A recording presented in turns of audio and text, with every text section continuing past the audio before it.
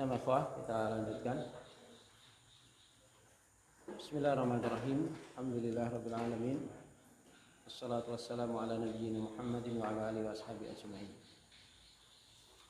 Kita lanjutkan untuk materi fikih dari kitab Minhajus Salikin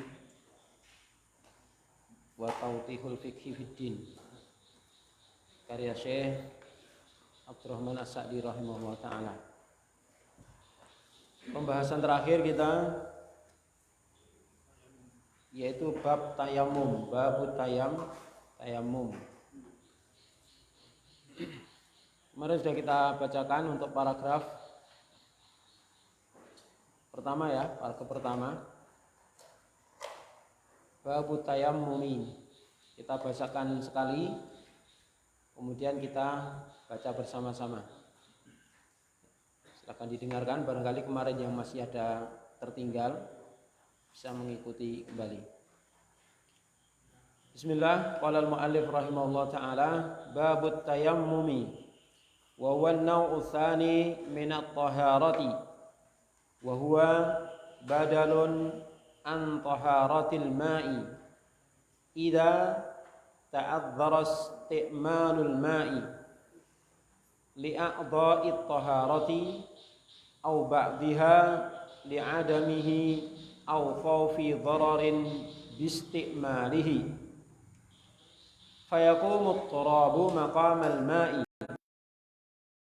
ya raf'a ma 'alayhi min al-ahdathi thumma yaqula bismillah thumma yadriba at-turaba biyadayhi marratan wahidatan yamsahu bihima jami'a ni'matahu 'alaikum la'allakum tashkurun. Baik, silakan dibaca ulang. Babut tayammumi. Kita mulai. Babut tayammumi wa huwa an-naw'u tsani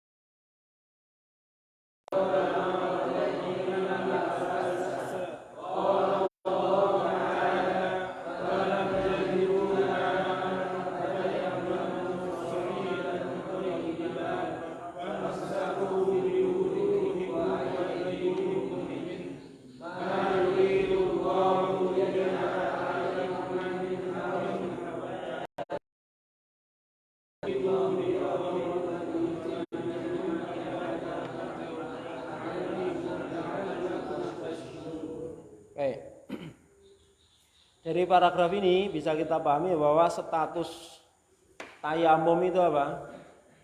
Dia badal dari, ya enggak? Nah, ustadz badal. Namanya ustadz badal ketika yang asli enggak ada kan gitu. Nah, ketika yang asli ada berarti badalnya enggak dipakai. Gitu dah status badal. Sudah sampai tawabik belum? Pembahasan nahwu tawabik sampai taukid, badal belum ya? Ya.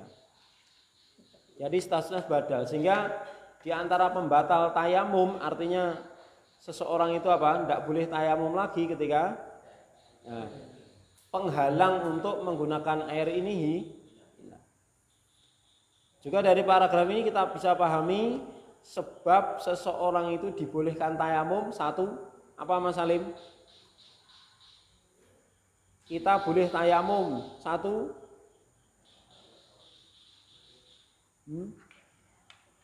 intinya kan terhalang-halangi dari menggunakan air. Itu saja, terhalang-halangi dari menggunakan air. Nah, terhalang-halangi dari menggunakan air itu ada dua kemungkinan. Satu, tidak ada air, ataupun ada air tapi tidak mencukupi dalam artian untuk kebutuhan yang lebih urgen. Dalam hal ini misalnya untuk apa, makan dan minum. Nah, ada air cuman segini tok, nek saya buat wudu nanti saya kehausan gitu. Saya pas perjalanan bawa air segini, ini cukup untuk wudu segini, cukup ini, cukup kan untuk wudu segini cukup. Tapi nanti tidak minum, konsekuensinya airnya cuma ini, berarti nggak minum. Maka ketika itu dia bertayamum. Itu jadi tidak adanya air dalam artian apa ini? Ada air, walaupun ada air tapi ya untuk kebutuhan yang lebih darurat, yaitu makan dan minum, maka diperbolehkan tayamum. Yang kedua, dan apa? Para ulama mensyaratkan, jadi tidak adanya air ini dia harus nyari dulu atau enggak? Harus berusaha nyari dulu atau enggak? Berusaha dulu. Bukan terus tingak-tinguk raning banyu terus tayamum, bukan. Padahal mungkin di rumah sebelah melimpah gitu. Nah, cuman alasannya apa? Oh, mungkin ini raning banyu. Oh, dalilnya kuat raning banyu. Tapi kita belum berusaha. Ya. Yang kedua karena apa? Khaufi dororin kata mu'alif di sini. Yang pertama apa? Ada mihi karena tidak adanya air. Yang kedua, au khaufi dororin bistimalihi. Apa? Dikhawatirkan terjadinya bahaya jika menggunakan air. Ya, misalnya karena sakit atau yang lainnya. Maka ketika ini diperbolehkan tayamum. Intinya sebenarnya ilahnya satu. Apa itu? Apa? Tidak mampu menggunakan air. Nah, tidak mampu itu sebabnya dua. Apa? Memang nggak ada air atau banyak air tetapi fisiknya yang tidak memungkinkan untuk menggunakan air tersebut. Itu sebab dan syarat penggunaan apa itu atau diizinkannya untuk tayamum. Tata caranya bagaimana kemarin? Pertama niat dulu. Nah, ini kan bi'an yanwiya. Hendaknya niat mengangkat hadat atau memperbarui. Kalau memperbarui insyaallah tidak karena apa? Kalau belum batalan boleh enggak memperbarui apa ini dengan tayamum? Secara asal juga boleh. Cuman biasanya tayamum ini digunakan ketika orang memang sudah darurat ya, memang batal ya. Kalau belum batal biasanya ya langsung wudu, menggunakan langsung sholat ya kan, tidak usah tayamum lagi. Maka ini niat untuk raf'ah hadas, mengangkat hadas, menghilangkan hadas. Apa bedanya hadas dan najis? Apa bedanya hadas dan najis? Kalau hadas itu kan sifat. Ya, di ulangan fikih kemarin tuh. Itu kok jawabnya macam-macam unik-unik gitu ya. Ternyata baru ketahuan paham enggak itu kalau ujian itu. Ya, ketahuan paham enggak itu ketika ujian. Makanya sebagian pendidikan yang pakai sistem mulazamah itu walaupun mulazamah tetap ujian. Ya kan? Bahkan ujiannya lebih ketat. Sistem mulazamah itu yang betul-betul sistem mulazamah loh. Itu ujiannya justru lebih ketat lagi. Seperti yang dipakai di Solo di tempatnya Ustadz Sufyan gitu, sama Syekh Syamir. Wah, itu ujiannya sepekan sekali. Ya, sepekan sekali, di akhir pekan itu ada ujian usbu'i. Dan ujiannya nggak tanggung-tanggung, soalnya banyak sekali, isi semua. Ya. Jadi kalau sistem mulazamah cuman datang tok, nah itu sebenarnya bukan sistem mulazamah yang benar. Sistem mulazamah yang benar itu memang guru betul-betul katakan mulazamah itu apa? Karena memang guru itu mentelengi santri terus dari bangun tidur sampai mau tidur lagi gitu. Itu sistem mulazamah gitu. Ya. Pertama niat. Yang kedua ya membaca bismillah. Ketiga menepukkan kedua tangan di tempat yang ada debunya atau permukaan tanah. Ya, atau permukaan bumi secara umum, bisa batu ya kan, bisa pasir. Ya, yang ada debunya, ada turapnya. Terus setelah itu kalau ternyata debunya terlalu tebal maka boleh ditiup atau dikibaskan biar tipis.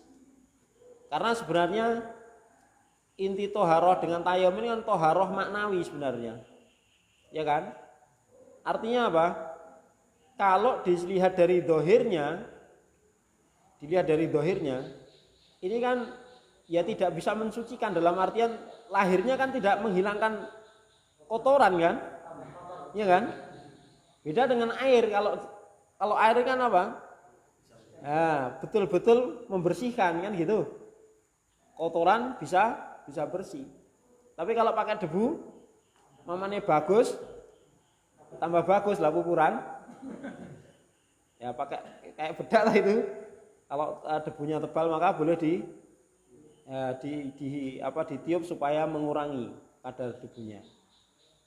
Ya, setelah itu apa?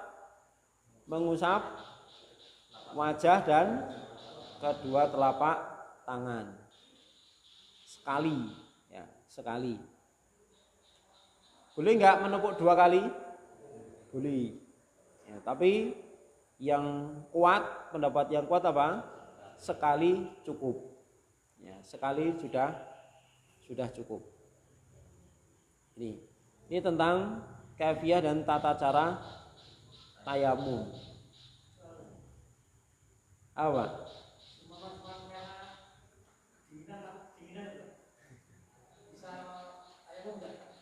Pakai air hangat loh, Pak. Ya? Kan boleh pakai air hangat toh? Boleh pakai air hangat aja. Intinya masih mampu menggunakan air toh. Nah, pakai air hangat. Jelas toh? Gak apa-apa. Jadi pakai air hangat gak apa-apa. Intinya selama masih mampu menggunakan air, pakai air. Oke. Jelas ya? Kalau cuman pas suhu dingin ya toh, suhu dingin tapi masih bisa menggunakan air. Air ya banyak bisa kita anget ke gitu toh. Maka tetap di situ tidak boleh tayamum. Mudah tuh sekarang ngenget ke banyu. Ngengetnya tinggal di pentelengi sudah anget. Diingetke saja kan sudah anget toh. Ya. Diangetkan, airnya diangetkan. Cukup ya. Kalau misalnya ini ada mayit. Nah, ada mayit dan itu enggak ada air ketika itu. Gimana? Kan padahal memandikan mayit hukumnya wajib. Bagaimana? Tayamum juga? Ya, yang sahih yang rajih dia ditayamumi juga. Harus ditayamum. Caranya sama. Tepukkan kedua tangannya. Tangannya siapa? Tangannya yang mentayamumi atau tangannya mayit? Yang mentayamumi ya kan? Kalau mayitnya sudah tidak ada kewajiban ya, yang ada kewajiban itu yang masih hidup toh. Seandainya mayit itu tidak dimandikan, dosa enggak dia? Mayitnya sudah terputus, tidak ada mukalaf lagi, tidak ada beban lagi, tidak ada taklif. Yang dosa itu yang masih hidup, gitu. Jadi seandainya mayit ditekne aja gitu kan, dibiarkan aja, nggak dikubur, nggak dimandikan, nggak diapa-apain, nggak diurusi, dosa semua, gitu. Seperti itu. Maka hatta mayit seandainya nggak ada air, maka apa? Ditayamum. Atau ketika hidupnya mungkin karena sakit yang kalau kena air dia bahaya itu kan. Ketika mati bagaimana? Dimandikan atau tayamumi?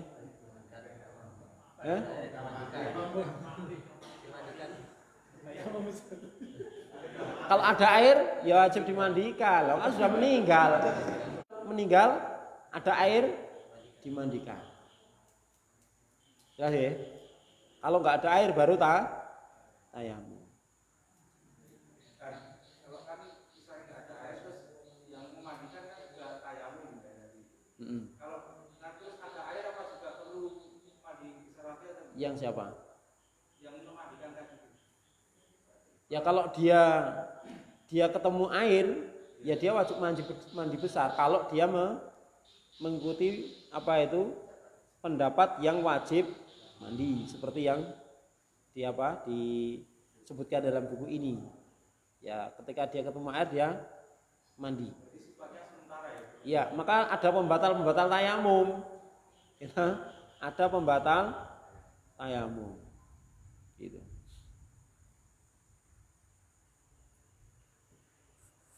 Cukup ya, kita lanjut sekarang paragraf kedua. Perhatikan, masih di halaman 10.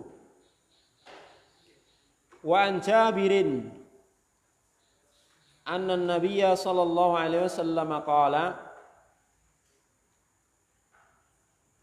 u'titu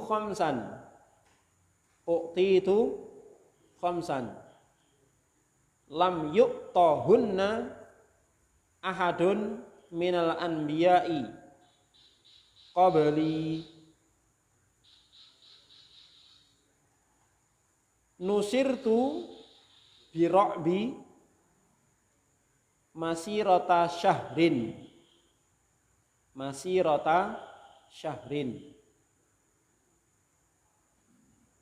waju'ilat liyal ardu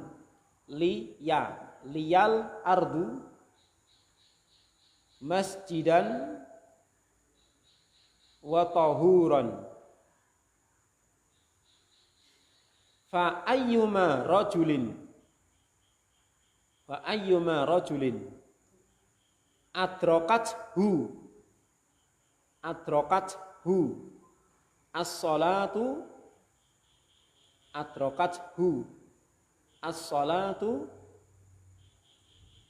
apa itu bacanya selanjutnya? Fal yusalli.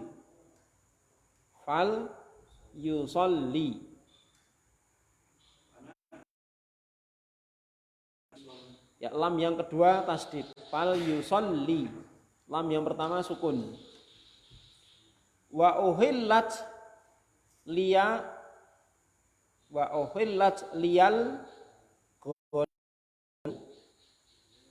ghanaimu muttafaqun alaih. Ya, wa an Jabirin apa artinya? Dan dari Jabir, semoga Allah meridhoinya, anan Nabiyya sallallahu alaihi wasallam, Nabi Muhammad sallallahu alaihi wasallam saja. Apa 5 itu? Pertama, nusirtu. Apa nusirtu? Aku ditolong birru'bi masirata syahrin. Apa ro'bi? Rasa takut. Nah, ditolong dengan rasa takut itu gimana? Ya, Allah berikan rasa takut di hati musuh-musuh Nabi, musuh-musuh Islam, masirata syahrin, sejarak 1 bulan perjalanan. Jadi perjalanan dengan unta. Para ulama menjelaskan perjalanan standar dengan unta 1 bulan. Ya, atau berjalan dengan perjalanan kaki 1 bulan. 1 bulan kita jalan kaki tanpa henti berapa kilo kira-kira? Sampai Jakarta enggak? Enggak sampai nggih? Sasi mlaku lho. 1 bulan sampai Jakarta ya? Sampai.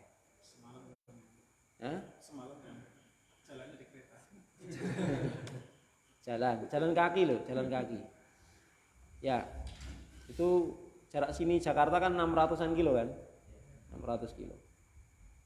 Ya bukan lebih kan? Bumi itu sebagai masjid. Apa masjid? Tempat untuk sujud, tempat untuk sholat, kecuali kamar mandi dan makbaroh. Ya kan? Makbaroh itu kuburan. Kuburan itu boleh sholat tapi kan nggak boleh sujud toh. Boleh nggak sujud di kuburan? Nggak boleh.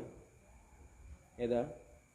Jadi kecuali kamar mandi dan pekuburan, pemakaman.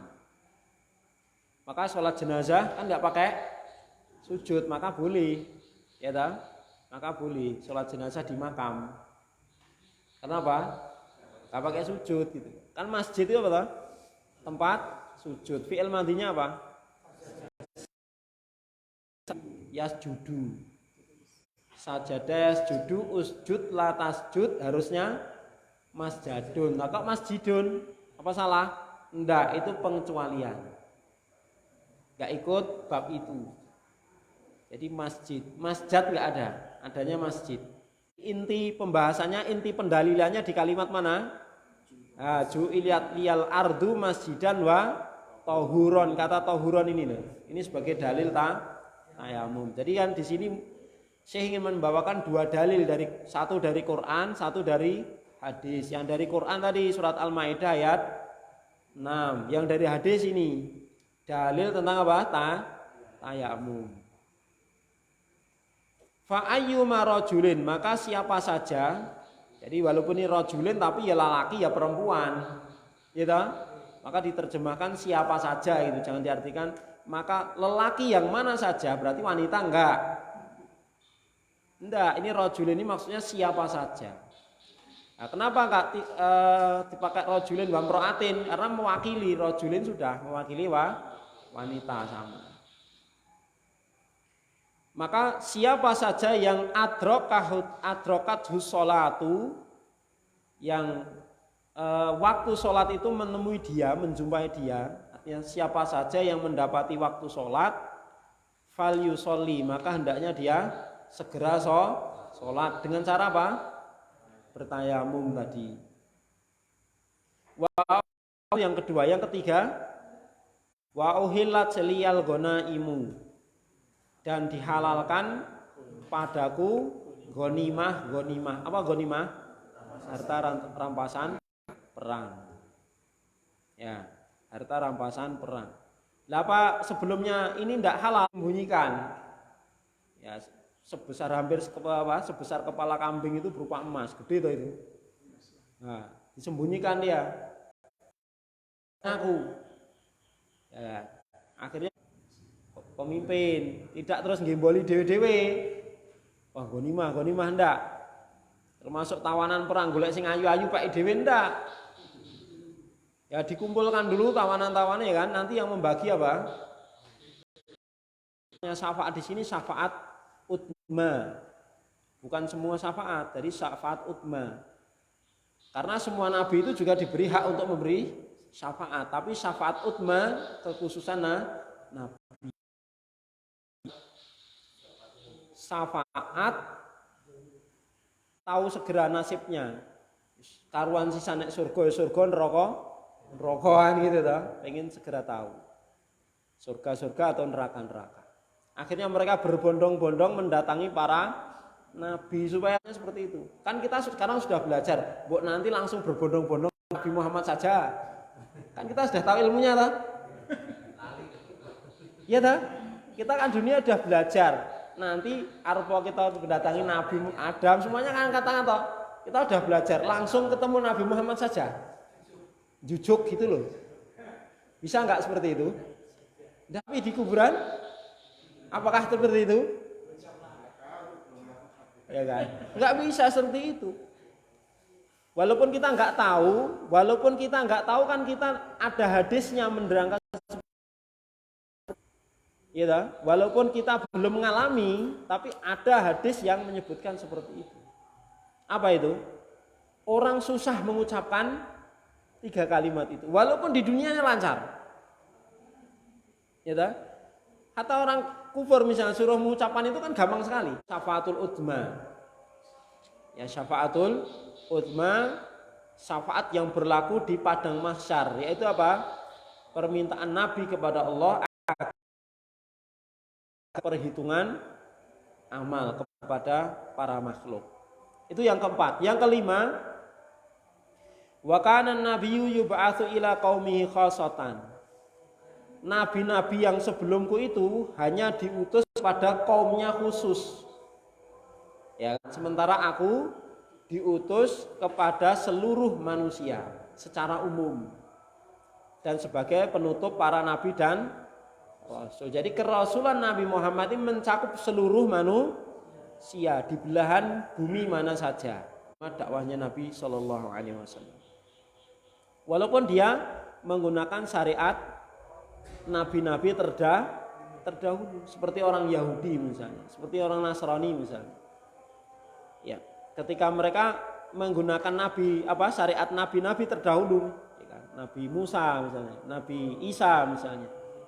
namun dia ingkar terhadap kenabian dan kerasulannya Nabi Muhammad, maka disitulah letak kekufurannya. Jelas ya di sini ya. Yang intinya syahidnya mana tadi? Wa ju'ilat liyal ardu masjidan wa tahuron. Itu sebagai dalil apa? Disyariatkannya tayamum. Baik, kita baca bersama-sama wa an Jabirin. Yuk, mulai. Wa an Jabirin anna nabiyya salatu yusalli wa ila silil ghanaim wa lam tahila li ahadin qabli wa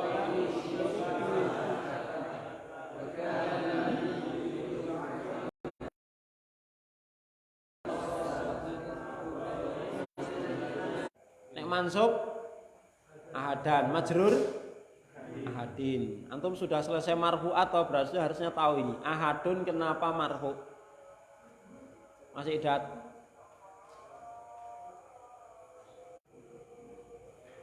Apa ikhwa? Naibul fa'il. Naibul fa'il dari yu'ta. Yu'ta. Itu naibul fa'il dari yu'ta. Yu'ta itu kan majhul kan? Terus waju ilat liyal ardu masjidan wa tahuron. Al ardu juga marfu. Sebagai apa ini Pak Adi? Naibul fa'il karena mu'anas majazi. Mu'anas majazi dan itu ada pemisahnya juga. Jadi boleh banget gitu kan. Ya kan? Seandainya mu'annas hakiki pun boleh karena ada pemisah yaitu li. Nah itu sudah mu'annas majazi, ada pemisahnya lagi berarti boleh banget. Cuman karena nas hadis ya tetap harus ngikut. Baik, paragraf berikutnya waman alaihi hadasun asghoru, perhatikan paragraf berikutnya. Waman alaihi hadasun asghoru lam yahilla lahu an yus. Dia wajibnya wudu itu kan. Dia batal wudunya. Lam yahilla, tidak boleh lahu baginya an yusolliya untuk sholat. Tidak boleh baginya untuk sholat. Jadi orang yang hadas kecil tidak boleh sholat. Yang kedua wala an yatufal bil baiti. Apa ini? Dalam artian tawaf untuk ibadah. Kalau tawaf untuk ngepel masjid boleh. Itu kan ada petugas lah. Petugasnya kan keliling itu. Tawaf juga tuh itu. Tapi kan bukan ibadah. Al-mushaf menyentuh. Ini berarti beliau menguatkan pendapat yang karena ada khilaf ya. Kalau batal wudunya ada yang mengatakan boleh menyentuh mushaf. Ada yang mengatakan tidak boleh. Lah beliau menguatkan pendapat yang enggak boleh. Untuk apa? Lebih hati-hati.